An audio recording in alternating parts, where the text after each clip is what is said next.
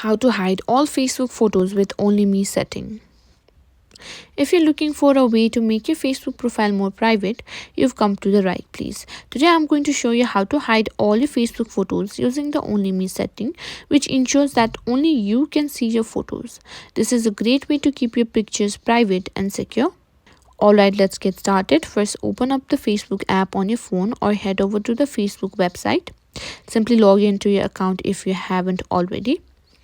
Once logged in, head over to your profile page. You can do this by tapping on your profile picture at the top of the screen. On your profile page, scroll down to the photos section. This is where all your photos, uploaded images are stored. Now you'll simply see the post that you want to simply hide. Now tap on the three dots and simply click on edit post. Here you can see an option that says friends. Simply choose to Only Me.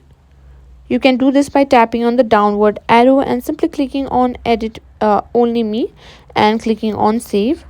Now you can do this for other photos as well. Simply click on three dots, click on edit privacy and click on see more and click on Only Me and tap on done.